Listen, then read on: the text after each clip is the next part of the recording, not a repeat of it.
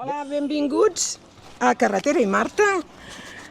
Molt bon dia a tothom. Estem en un lloc meravellós, en un lloc que ja ho veureu, ja ho veieu, perquè avui tinc càmera, Avui ens estan gravant no només la veu, sinó les nostres imatges.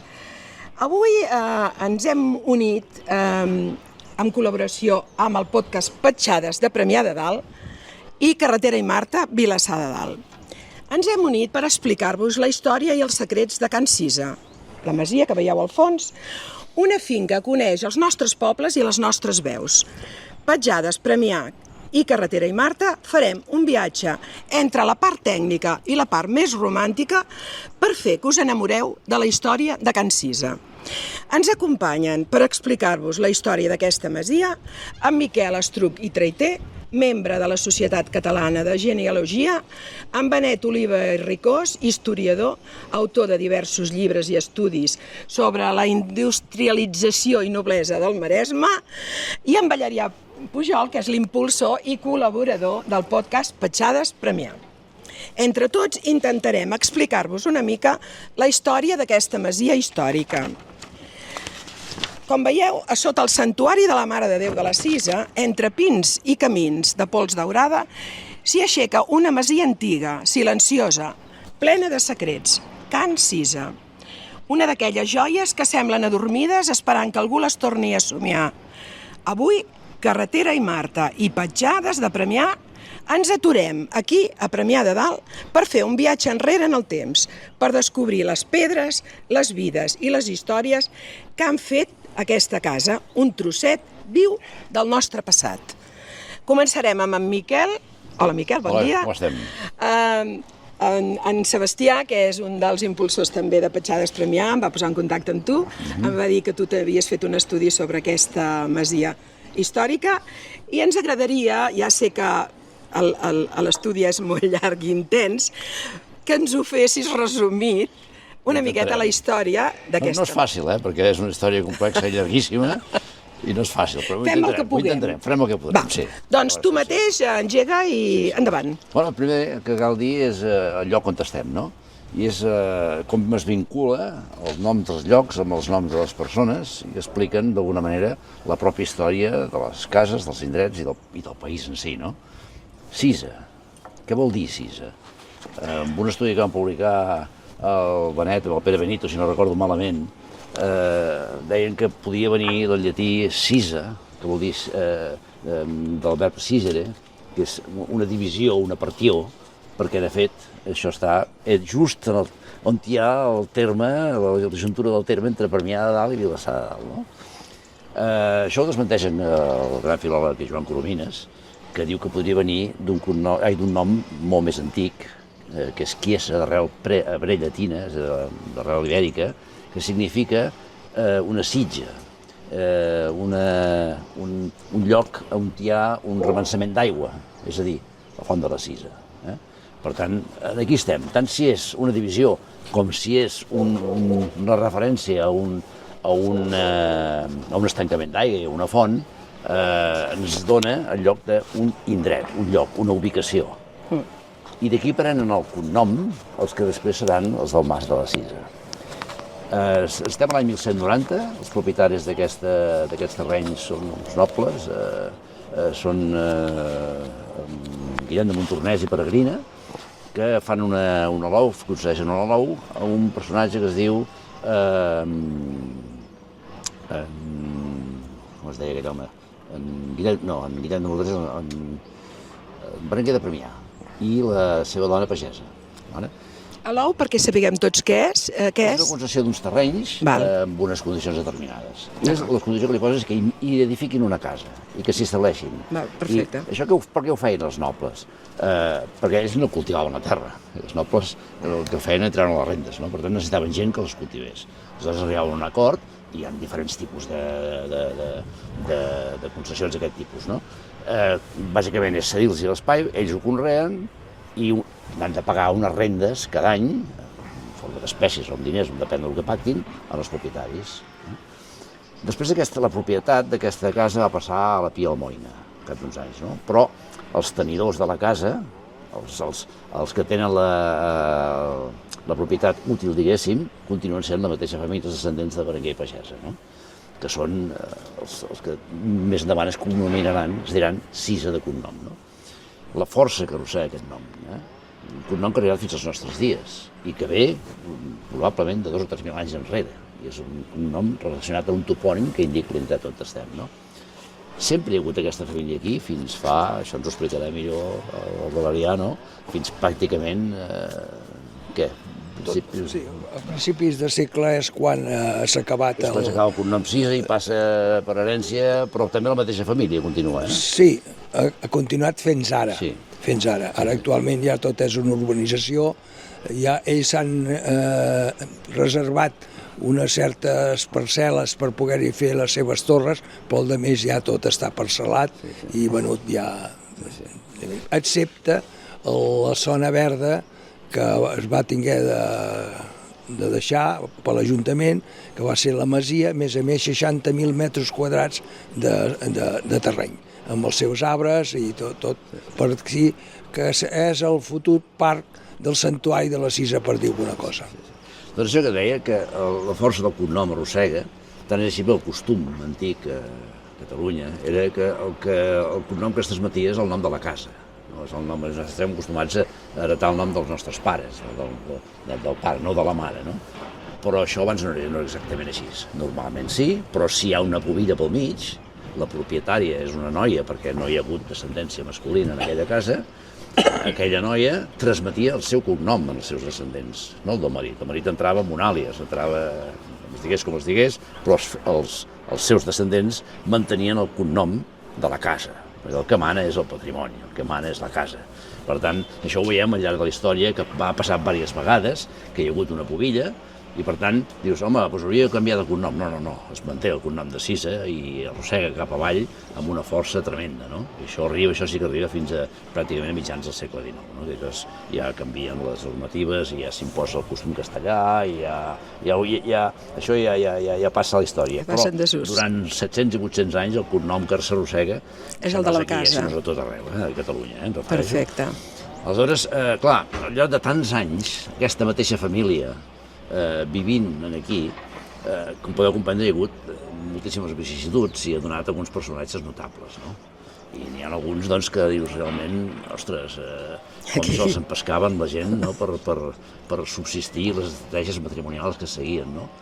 Hi ha un personatge que és del segle XVI, Narcís Cisa, que casa tots els fills, té 5 o 6 fills, tots amb hereus i pubilles, entre Vilassar i Premià, però veus tots els fills casats amb les famílies més preeminents, no?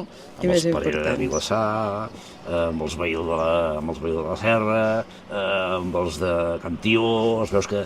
I mires tots un per un i tots, nois i noies, o estan amb un hereu o estan amb una pubilla. Aquest personatge va viure també 80 i tants anys, vull dir que devia ser tot un patriarca, aquest home, no? Però veies que les seves estratègies matrimonials, això... Això era una estratègia ben bé. Era tremendo, no?, com s'ho afinaven, no? I després hi ha una història molt particular, que a mi fa molta gràcia, un descendent d'aquests, que és, per mi em té captivat aquest home, perquè és prou genial. És un personatge que es diu Bartomeu Tolrà i Nadal, que és fill de Vilassar, Cabrils. Veïnat de Cabrils, però allò és Vilassar, Sí. Que aquell home és un personatge tremendo, viu molts anys també. Es casa 5 vegades. Déu-n'hi-do! Sí. Bueno, aquestes coses eren molt pràctics, no? I aquest home primer es casa amb una noia de Cabrils, de Can Abril del carrer. No és la pubilla, però es casa amb aquella noia. I el curiós és que ja es fa posar veus en els registres, que és Bartomeu Tolrà i Abril. Això normalment ho feien si t'havies casat amb la pubilla, però aquest no era el cas, no? No. Però per si de cas hi poses l'Abril. I això és un per si de cas. Ja ho veurem després per l'estratègia del paio, no? Perquè pensa, només té un germà, pensa, si mor el germà, automàticament la pubilla serà ella, no? Aleshores jo ja deixo clar que jo tinc l'Abril, estic casat amb un Abril, estic casat amb ella. Això no li surt bé, perquè es mor primer la seva dona, el seu germà continua, té descendència, per tant, aquesta heretat la perd. Es queda viudo. I aleshores, poc de quedar-se viudo, s'entera veu que a Premià, aquí a la Cisa, hi ha hagut, a la casa aquesta, una descendència troncada, una heretat troncada. És a dir, una família que els que havien heretat es moren els dos nois, la primera noia també es mora, i queda la segona noia, que ja és una senyora ja gran, que ja té una filla casada i viuda, i diu, ostres, aquesta casa, aquesta gent s'ha mort, aquí la propietària serà aquesta viuda que té una filla viuda jove. Fa tractes i es casa amb la viuda jove. Una estratega total. Sí, casa amb la viuda jove, que és una Pons, de Can Pons dels Arbres de Vilassar, no? La seva mare era la que havia quedat heretat de la casa Cisa per la mort dels seus germans sense descendència. Per tant, li ve de... Però aquest de seguida s'hi col·loca, per banda. I es casa amb aquesta dona i té un fill, que serà després l'hereu. I se li mor ben al cap de poc. Es torna a casar una altra vegada. I un cop tornat a casar una altra vegada, ell encara viu a Cabrils, però té la propietat aquí. En el moment en què té un conflicte amb el... perquè ells estan allà vivint a Cabrils i no aquí. Té un conflicte amb el comú de Premià, amb el tema de les fites, de la determinació del terme, no? El que dèiem. Sí. I el tio què fa? El tio ven aquí, arrenca les fites i les torna a col·locar allà on li sembla i crema els arbres del voltant i fot una arrasada i té un conflicte tremendo. I, bueno, aquí el mossèn Mas, en la seva història, el posa en aquest home, bueno... Sí. El posa, bueno... Però, esclar, després vas trobant documents i trobes un document d'aquell mateix any en què finalment el comú de Premià li paga, li compra en aquest home per poder tornar a posar les fites al seu lloc, no? Això és un reconeixement implícit que qui tenia raó era ell, Aquí què passa? Que la masia es queda buida, perquè ells estan a Cabrils quan va ella, es queda buida i suposo que per costum o pel que fos, aquí hi havia un ús de la zona sobretot el conflicte de l'aigua, per la zona de l'aigua. Això també és important, el de l'aigua, aquí, moltíssim. I deurien canviar les fites, aprofitant que la masia... Clar, per poder tenir accés. Ell se'n devia donar, diria, no, aquí no han canviat les fites, primer aquí ho devien canviar. Perquè si no, no l'haurien pagat. Si no tingués raó, no l'haurien pagat. Si li paguen, vol dir que tenia raó. Passa que les maneres de fer... I això va fer-ho 2 o 3 vegades, perquè això de moure les fites amunt i avall va passar 2 o 3 cops, fins i tot amb el seu fill, en Miquel, també li va forçar que ho fes, no? Vull dir que aquest home era tremendo. I va tornar a quedar viudo i al final el seu testament és curiosíssim, el fa quan té 75 anys i ja s'ha casat per 5a vegada, aquesta vegada amb una noia de 20 i pico, o sigui que li porta 50 anys. Espavilat, I en el testament fa unes deixes a la seva dona, n'hi ha 2 de molt curioses, no? Una és una caixa de núvia, les caixes de núvia és la que anaven a l'aixovar i tot el dot i tal, i diu que només pot ser oberta i vista per ella, i que sobretot el seu hereu no hi fiqui el nas ni miri el que hi ha allà dintre. I això sempre m'ha deixat a mi. Què hi havia? Què punyeta hi tenies aquí? Ara em deixes intrigada, Sí, esclar, i el més curiós de tot encara és que... No, el curiós no, és sorprenent, no? Que aquell home, 75 anys, casat amb una noia de 20 i pico, i fa el seu testament. Diu que està en plena forma, Perdona, però totes aquestes es van morir de mort natural? Perquè és que 5... Sí, sí. És que clar, ja em fas com posar el dubte al cor. Jo crec que sí, Vale, es morien totes de mort natural. Crec que sí. Però fixa-t'hi, aquest home, 75 anys, carregat de fills, ja té nets, ja és avi, molt bé. I diu que fa unes deixes a la seva dona i, doncs clar, també queda condicionat a possibles fills que pugui tenir amb aquesta dona o amb alguna altra. Val. O sigui, als seus 75 anys aquest home encara pensava tenir més fills. Sí, que pot tenir fills o que pot tenir fins i tot una altra dona. Ostres, aquest personatge era fantàstic. Era encantador. Era una meravella. Bueno, devia ser I el seu testament també una altra cosa curiosa és que fa les deixes pietoses més imprescindibles i justes. Per tant, la seva relació amb l'Església, suposo que arrel d'aquells conflictes devia ser una miqueta tensa, no?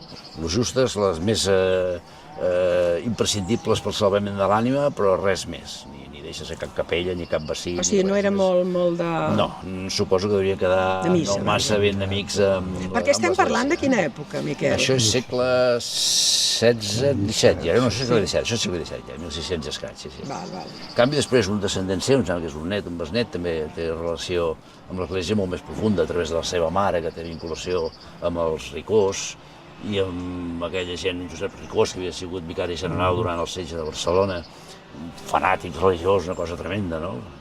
I tenen un fill que és capellà, que va ser vicari de Premià, Jaume Sisa, vull dir que després les relacions amb l'Església es van anar arreglant. Depèn de les generacions, no? Sí, bueno, és normal. Perquè després arribes en l'últim hereu Sisa, que és en Pere Sisa i Sisa, famós diputat del segle XIX, un personatge també fenomenal, que ja el coneix perfectament en Valerià, no?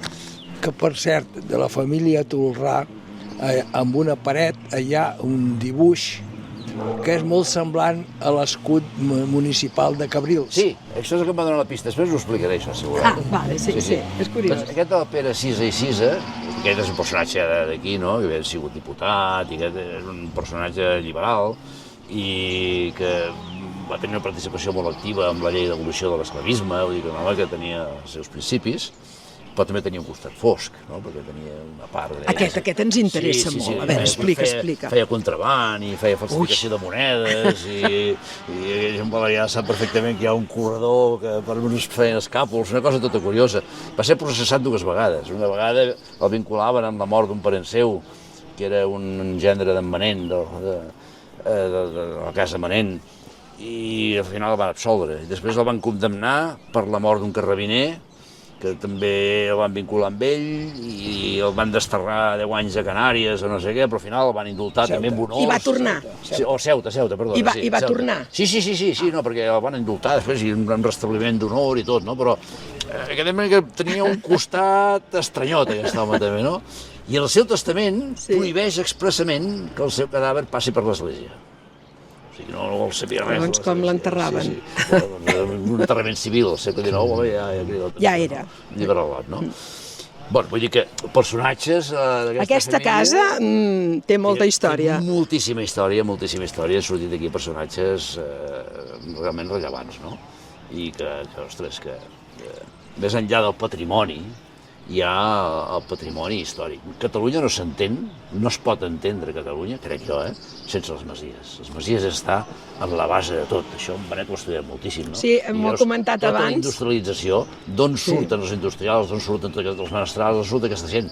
Doncs dels fills excedents de les masies que anaven teixint relacions. És que la idea que tenim de la masia no és la real. Tenim la idea de la masia d'un lloc on hi havia un amo que cuidava les terres, que tenia un masover, i no era ben bé això, la història. És més complexa que això. És més complexa. Però és més complexa que això, perquè hi ha uns fills, hi ha unes filles, hi ha unes estratègies... Hi ha uns interessos. Hi ha uns interessos, hi ha unes estratègies matrimonials, hi ha uns vincles entre els fills fadristerns que fan de menestrals o que passen després més endavant als sistemes industrials i es teixeixen tota una sèrie de relacions que, si tu tires enrere, tot penja d'aquella estructura familiar i d'aquella estructura, d'aquella heretat, d'aquell hereu que sempre diem la figura de l'hereu. Un hereu, hòstia, l'hereu s'ho queda tot, però es queda també les obligacions. Sí. I aquestes obligacions permeten que es desenvolupi tot l'altre, no? Perquè han de dotar els germans, han de dotar les germanes, han de dotar tothom. Per tant, s'han de cuidar, s'han d'ocupar de tot això, no? Jo sempre tinc el pressentiment de que les masies de Catalunya no se'ls hi dona la importància com se li ha donat, doncs, poder el resto d'Espanya, entre cometes, els famosos castells que tenien doncs, les seves famílies, les seves d'allòs. I en canvi a Catalunya de castells ben poquets, però hi havia molta masia. I d'aquesta masia no se n'hi ha tret mai el suc suficient o la història suficient per buscar l'arrel de lo que era Catalunya en aquells moments, amb les famoses masies que hi havia. Jo insisteixo, sense les masies no podem entendre com s'ha desenvolupat la societat catalana. Està en la base de tota la nostra societat. I per mi falta un estudi d'història, però molt arrelat sobre aquest tema, sobre les famílies de les masies. Ja s'han fet moltes coses, s'han fet moltes coses, això t'ho repetiria, però hi ha molts estudis fets, potser queden molts per fer, segurament, no? Segurament no, seguríssim. Però Déu-n'hi-do el que ha canviat la historiografia avui en dia. Benet en sap molt d'això. Abans a la història parlaven dels grans fets, de les grans gestes, dels reis i dels nobles, però aquella història petita, aquella història local que ens vincula amb aquells nostres, que això emociona molt, no? Quan tu fas genealogia i trobes personatges i dius, ostres, què passava en aquella època convulsa? Perquè m'he donat compte... Feia això, feia l'altre, ostres. Sí, és que m'he donat compte que entre Premià de Dalt, Vilassar de Dalt i Cabrils, quasi s'entroncaven totes les famílies, no? Perquè tu has parlat que es veia amb Cabrils, amb gent, has dit noms i tot, no recordo quins noms has dit, però que d'alguna forma estàvem tots com... Era com una gran... Vinculadíssims. Sí. Llavors, tu què en penses d'aquesta masia ara actualment? Tu que la veus, estem aquí, l'estem veient, la tenim a darrere nostre. Què penses que d'alguna forma es podria conservar? Ja sé que és molts diners i tot, però quin futur li veus? El futur no massa falaguer, No, perquè, clar, això si no tinc entès va comparar-ho fa temps l'Ajuntament de Premià de Dalt, però, clar, l'Ajuntament de Premià de Dalt no sé quins recursos té o deixa de tenir, ni quines prioritats té ni deixa de tenir, per aquí no m'hi ficaré perquè no ho conec. No, i tampoc parlem de política ara. Parlem d'història. El que és cert és que una instal·lació, una masia, una edificació d'aquestes característiques necessita molta inversió. I això ara mateix... Més que sigui per mantenir-la, perquè no caigui trossos, no? I això ho trobem no només aquí a Premià, això ho trobaríem a qualsevol població de Catalunya, que trobes que hi ha masies que són declarades bé d'interès local o fins i tot bé d'interès nacional i que no reben les inversions que necessiten.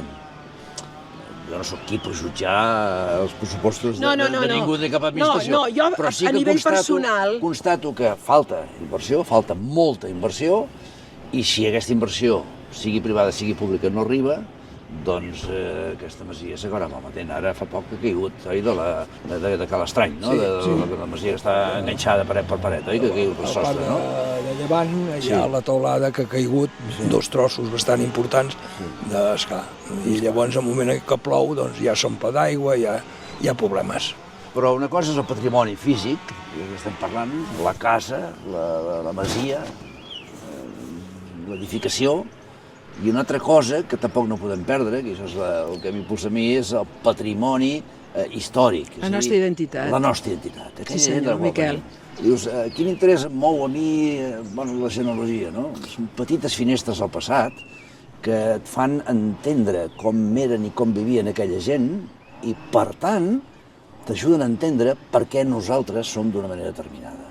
Per què som així? Som així perquè som hereus una manera de fer, una manera de ser, una manera de viure, una manera de suportar les vicissituds de la vida, que eren moltes i molt complicades, no? I veure com aquella gent se'n sortien. Nosaltres som el resultat de molts supervivents. Supervivents de coses, de situacions realment difícils, angoixoses, perquè els que no van sobreviure no van deixar llegat. Per tant, són els que van sobreviure, els que ens van deixar aquella petja que ens arriba fins a nosaltres. Això és el que interessa, no? I concretament, en el cas de la Cisa, jo tinc vincles familiars directes des de 6 o 7 arrels diferents de descendents d'aquesta casa, no? Per vincles. No vas heredar res? No, perquè ja Ramon, no m'arriba res, no? Perquè estem parlant millor de 150 o 200 anys enrere, el més proper, no? D'altres més antics, no? Però és que això ens passaria a tots, perquè si us investiu qualsevol de vosaltres segur que us trobo arrels amb més de la meitat de les masies que hi ha aquí a la contrada. Que bonic, no? On te podem trobar la història d'aquesta masia? Perquè ara hem fet un resum, perquè en Miquel, clar, no, és impossible explicar-nos tot el que ell va anar trobant. Si algú està interessat, on t'ho pot trobar-ho, això? Jo tinc aquest treball concret, el tinc penjat a internet? Sí, el tinc penjat a internet, està en accés lliure, Sí. A la meva pàgina web. Posant la teva pàgina web surt el treball aquest. Sí, me'l posaré allà, més a qüestió de buscar recerques genealògiques i la meva pàgina web, si millor, digue-m'ho. www.estrucus.cat. Estrucus és A-S-T-R-U-C-U-S. Astrucus és el meu cognom, Estruc, en llatí. Ve del Estrucus vol llatí. dir afortunat, sortós. Si heu sentit. Oh, que maco! No sé si heu sentit la paraula bona estrugança, mal estrugança, Sí, o aquest sí. és un mal estruc, és un bon estruc. Sí. És això. És veritat. És la mateixa arrel. Perfecte. Això és un nom propi i esdevingut cognom. Aleshores ho tinc així, www.estrucus.cat, hi ha una part que diu genealogia i per allà, si busques, trobaràs el treball. Doncs si voleu més informació sobre aquest estudi de Can Cisa, ja us ho acabem de donar la informació. I ara em dirigiré a en Benet Oliva, amic meu, hem treballat junts molts anys i a més, un historiador que...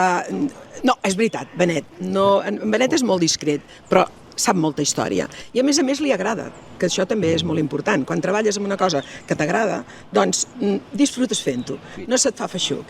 Benet, què em pots explicar tu, així, urbanísticament, perquè ell ens ha explicat la història dels personatges, de la masia aquesta de Can Cisa? Gràcies per convidar. A veure, això, i ho he explicat molt bé, històricament és una batllia. És a dir, a partir al voltant del 1300, com més o menys s'ha explicat, hi ha una sèrie de donacions a la Pia Almoina per ajuda a caritat, als pobres.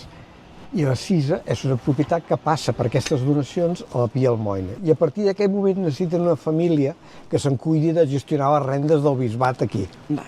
I ho centren amb el Mas Cisa. Perfecte. Podien haver posat 5 masos, però en fan un. Però clar, al tenir tantes terres, un sol mas, esdevé pagesia benestant, que per això la història és tan rica.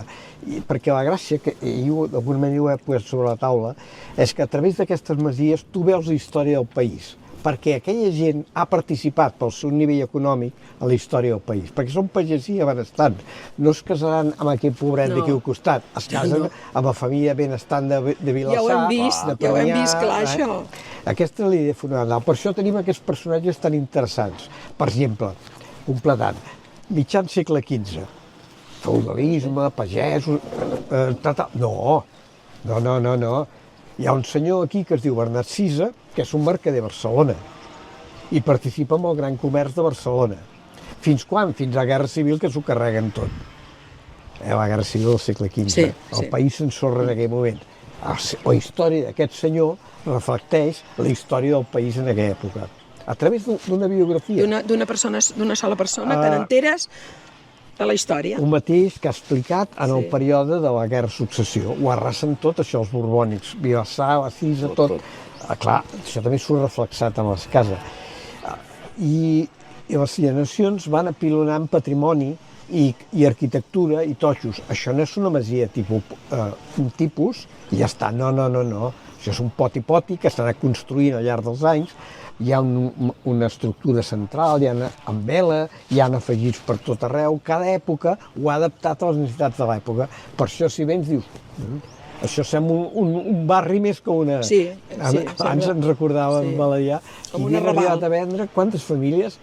5 famílies. Hi havia 5 cuines, per tant, segurament que hi havia 5 famílies. Jo me'n recordo de 4. Hi havia la família Ribes, la família Ventura, la família Pujol, que és un servidor, més a més el famós pintor Pau Roig, que també vivia aquí. Per tant, eren 4 famílies que jo he viscut amb ells. 5 famílies, per què? Perquè quan va entrar la meva família, va entrar en un sector de la masia i l'altre sector era del famós Pere Cisa i Cisa. Aquest famós. Sí, el deputat. La família Pujol va quedar amb un raconet. Amb un raconet vol dir que hi havia 4 o 5 habitacions, més a més la cuina i el celler. Per tant, hi havia suficient, que són 1.500 metres quadrats d'edificació. Ho dedico, Llavors continuem amb això de Aquest senyor, el famós Pere Cisa, és el final d'una època. És a dir, s'han acabat tots els censos feudals, queden com a molt els censos emfidèutics, s'ha acabat aquella estructura gran familiar, perquè ja no hi ha descendents directes, hi ha filles, es divideix el patrimoni, comencen a esquarterar, i és quan comença el que és l'època contemporània fins aquí, que es superrenda, però era una gran peça que a poc va aguantant els segles. Però superrenda, o sigui, la masia per dintre es parteix i es fa vivendes. Sí, esclar, perquè ja no és una família que controla, és una estructura inclús de masovers. Els que hereten, per exemple, hi ha una part que són dels Marriera de Premià, viuen a Premià, tenen els seus negocis. I això és una activitat que arrenden i cobren unes rendes. Vale. Clar, és tota la història que es va arrossegant fins ara. El conjunt es va deteriorant, Clar. perquè es fan afegits per Clar, aquí i a per més, allà. 5 habitatges, qui arregla aquest tros, qui arregla l'altre... Això ja és més complicat que un propietari que Tot diu... això barrejo amb embolics semils. Sí. En Miquel n'ha apuntat alguns amb l'Ajuntament, amb l'Església, per si l'aigua és d'aquests, el patrimoni d'aquí, en Vilassar dalt, per on te passa el terme, la llegenda de que la Verge es posava de cara a Premià de Dalt perquè no volia ser Tot això eren de interessos, Vilassar. oi? Clar, home, Més que evidentment. miracles. Al darrere hi ha realitats. Pots comptar-hi. És que això és molt divertit perquè dius, no sé, la van portar a Premià de Dalt perquè ella volia anar a Premià de Dalt. Tot això era allò que estàs explicant, no? Interessos. Hi ha això ho sap millor amb allà perquè potser ho ha sentit explicar a la família, que és, a l'acabar la guerra, els de Vilassar, no els de Premià, salven la Verge, se l'emporten, perquè si no, Tururut hagués... Els de Vilassar, que no era seva, la Verge, era de Premià de Dalt. Venen i et puc dir inclús on enterren, al pati de Can Puig. I a l'acabar la guerra es fa tota una professó Per des de tornar-la. Vilassar dalt per tornar-la, que arriba fins al límit del terme. Oi que és així? I llavors I això no comportava baralles? Perquè, clar, No, en Ah, aquells moments no, perquè Vilassar de Dalt, com que ells havien guardat, van tenir l'honor de tornar-la a Premià de Dalt. la van guardar, però no la van No, la van guardar, la van... perquè no la trenquessin, perquè no la robessin, perquè... I llavors la van tornar a Premià de Dalt, que hi va haver una gran festa, i van tornar la Verge a Premià de Dalt. Cosa que actualment ja no tant, però els de Vilassar de Dalt sempre diuen que els de Premià de Dalt els hi han robat la mà de Déu, perquè en 1385 Pere el Cerimoniós va cedir el santuari i la Verge a Vilassar de Dalt, però amb els anys va tornar a Premià de Dalt. Per tant, els de Vilassar de Dalt encara diuen els de Premià de Dalt. Escolta, perdona, això ho expliques molt de passada, però no, a veure. La cisa de qui era? De Premià de Dalt. I no la podia donar al bisbat de Vilassar perquè no estava en el terme. Això del bisbat ja anem... El bisbat d'avui dia és una cosa i el bisbat de 700 però donar una església en un poble que no era del seu terme és curiós, i més no. Però si ho mana el rei... Eren propietats, se les movien com consideraven. Però si no estava en el terme. Però si el rei ho mana... Vale, cap problema. Continuem. Deixa'm dir una cosa d'això, de la cisa, la importància de la cisa, no? Que això que de preservar la Mare de Déu i que se'l porten a Vilassar, la guarden, després la tornen i tot això. És que hem de tenir en compte que la Mare de Déu de la Cisa té una devoció tremenda a Baix Maresme, molt gran, no? Només cal veure la quantitat d'exvots que hi ha i els que estan guardats perquè no hi caben per ser exposats, no? I els que es van cremar i tots els que falten, no? I sobretot és una verge molt marinera. Els mariners hi tenien, i els pescadors hi tenien una devoció tremenda. Hi ha un besavi meu, el capità Lloberes, que hi va fer un exvot, que té una pintura que està exposada aquí, feta d'en Pineda, que és preciosa, no? D'un huracà que van poder salvar, i clar, aquells homes que estan allà a la mar, a la zona de les Antilles, els agafa un huracà i que s'invoquen a la Mare de Déu. Quina Mare de Déu? La Mare de Déu de la Cisa, que és la seva Mare de Déu petita, la Mare de Déu de casa, diguéssim, no? Avui diríem la Mare de Déu de capçalera, no? I s'invoquen en aquella Mare de Déu i quan tornen i se salven, se surten d'això, encarrega la pintura, un pintor de prestigi que li costa uns diners i els venen aquí en processó i a portar i a entregar la pintura aquella i la pengen. I com aquesta història, que en aquest cas concret és del meu besavi, n'hi ha 200, i tot per causes similars, o per una criatura que se'ls va i els aconsegueix salvar. Vull dir que hi ha una vocació tremenda i això explica el per què l'interès de la gent de Vilassar, que podria haver sigut de Vilassar, que hagués pogut ser del Masnou, que hagués pogut ser d'on fos, perquè la vocació és de tot el Baix Maresme, que és molt gran la vocació que hi havia a la Mare de Déu de la Cisa, molt gran. Jo encara recordo, i no pas molts anys, que passaven molts vaixells per aquí davant i feien Sí. una salutació. Sí. 3 tocades de sirena en honor a la Verge de la Això jo ho havia Cisa. sentit explicar a casa, imagina't. Que Sí, maco, senyor. no? Jo encara això me'n recordo Sí. que passaven vaixells I saludaven la Verge. I Interessant, parlo de 70-75 anys. Sí, jo Una parlo salutació més, el d'honor a record la- que em ven a mi de l'època del meu besavi, que l'explicaven, per tant estic parlant de finals del segle XIX. I ja ho feien, això.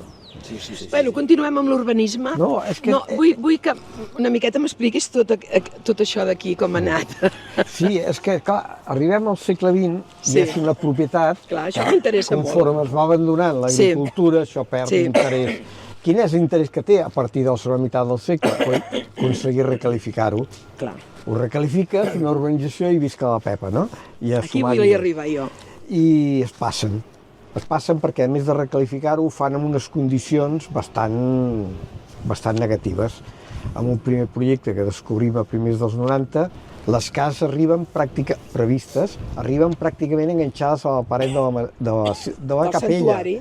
No ja de la masia, de la capella. A la capella, és que... En aquell moment, aprofitant precisament que amb una mala pata havien fet una part dintre del terme de Vilassar sense que ho tramités a l'Ajuntament, doncs van fer anul·lar el pla parcial.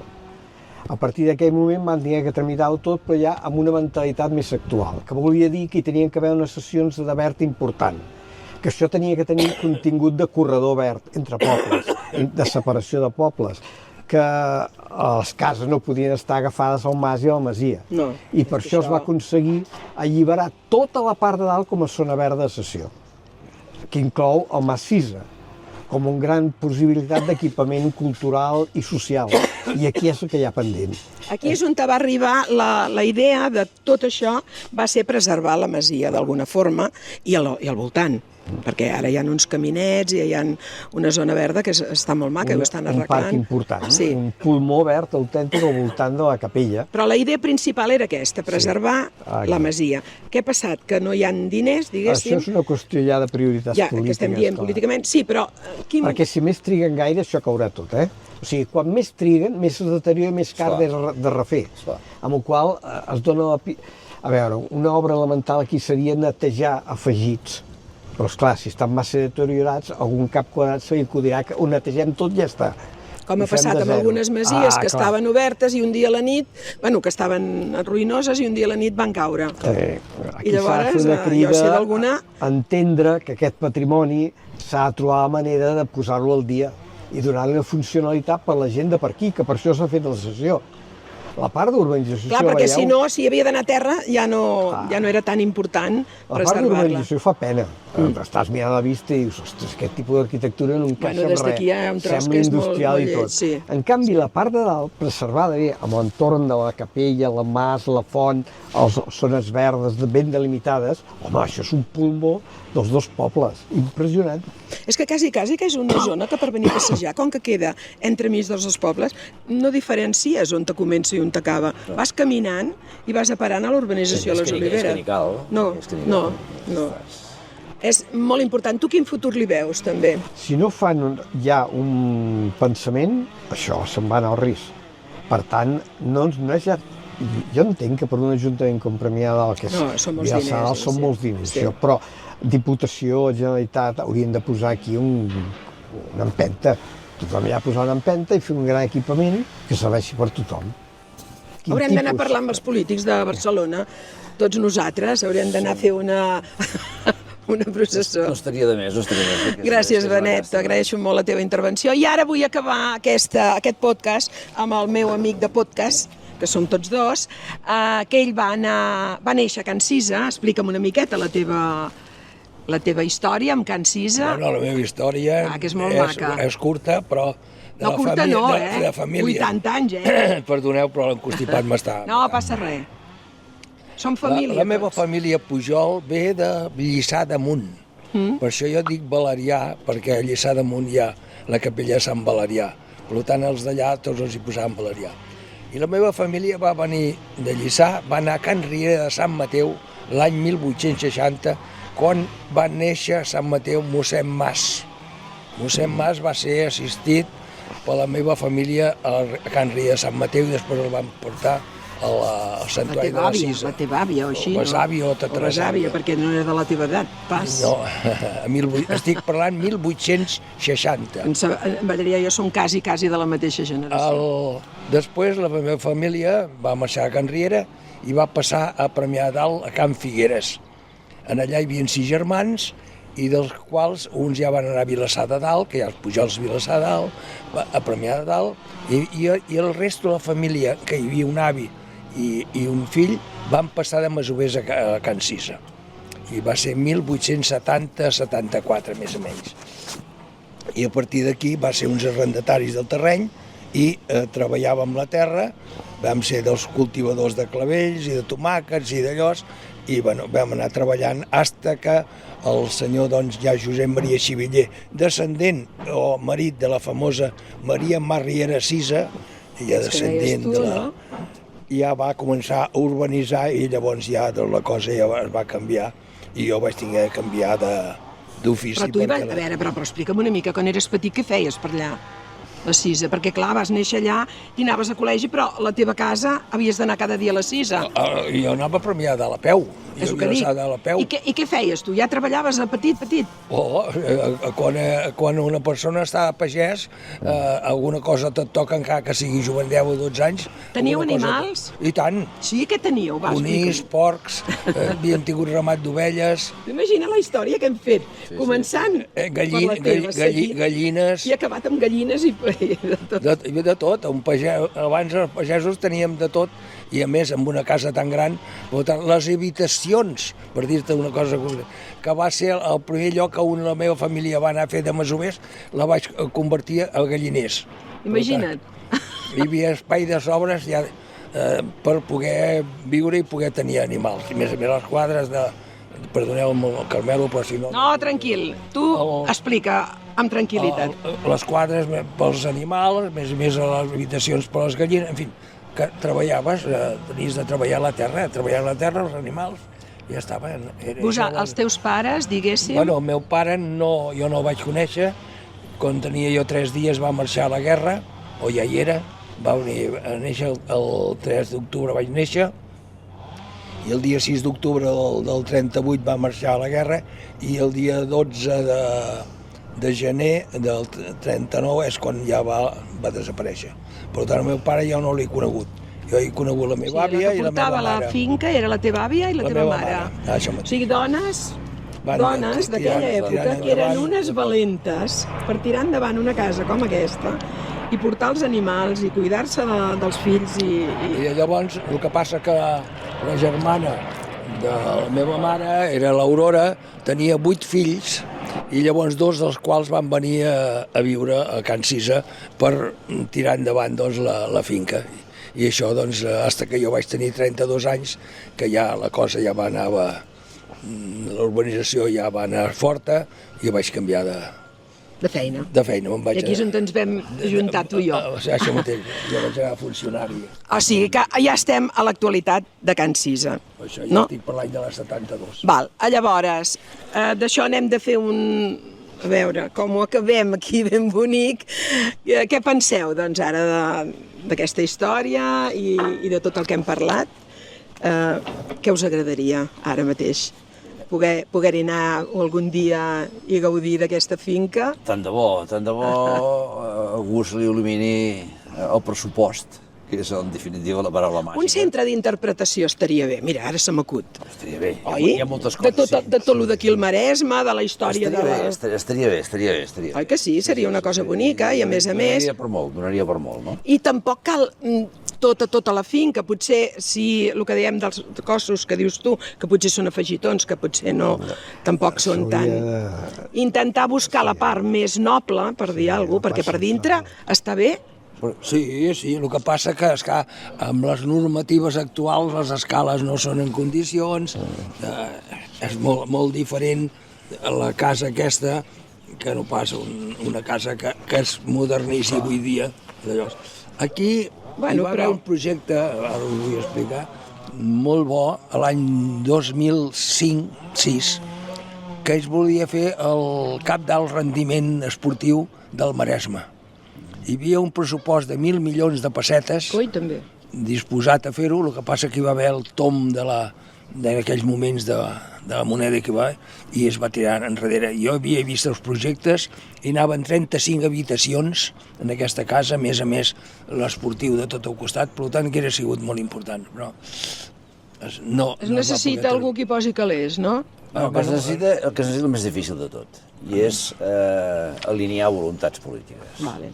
De diferents colors i de diferents Sí, administracions. i pensar només amb la... Perquè Benet té tota la raó del món. Això supera les possibilitats econòmiques sí, d'un ajuntament. Tant de dalt com el de Premiada. És difícil. Però si ens ajuntem tots. Per tant, has d'alinear voluntats polítiques, vol dir que has de posar d'acord Diputació, Consell Comarcal, els dos ajuntaments, la Generalitat, i alinear tot això, que sovint no està en el mateix color polític, és complicat. I alinear-ho això, si no tens una idea molt clara i un projecte molt clar que tothom ho vegi perfectament viable, és molt difícil de fer. S'ha de fer atractiu, que tots hi tinguin una certa il·lusió, no? Sí, però no només, és difícil alinear tot això. Aquí han vingut diverses persones, per cert, has d'algun xino i tot, per mirar per fer un restaurant, però esclar, el pressupost d'adequar l'edifici a les normatives actuals, doncs... Però això és molt prosaic, Un restaurant aquí és molt prosaic. Jo m'estaria més per un equipament que tingui un sentit, comarcal.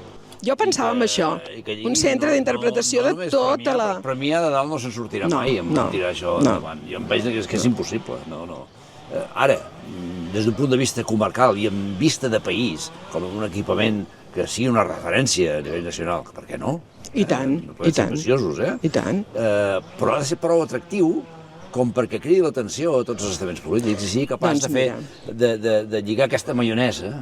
Aquesta és la nostra missió d'avui. Posem en línia tots, tothom ho veu, tothom està clar, i aleshores és igual el color polític, és igual. Les voluntats polítiques es comencen a alinear i patapam, perquè és que si no, però això és enormement difícil. Bueno, ho hem intentat avui, oi que sí? No tasca de titans, però era tasca de titans sobreviure en aquest mas durant més de 1.000 anys. Ah, sí, això és el més... Per tant, si una cosa els hi devem, és aquest esforç. Doncs res més, aquí em permeto fer una reflexió personal, molt meva, que diu així: quan camino pels voltants de la Cisa, sento que el temps s'atura, les fulles, el vent, les pedres, tot sembla recordar un passat que encara és aquí. Potser no cal construir-la del tot. Potser només cal tornar-la a mirar amb estima i entendre que cada pedra és una memòria i cada finestra una mirada al que vam ser. Can Cisa continua allà, sota el santuari, com una vella dama dormida, esperant que li tornin a parlar. I potser, només potser, les històries com aquestes ens recorden que la memòria també és una forma d'amor. Gràcies per acompanyar-me en aquest viatge. Això és Carretera i Marta i Petjades.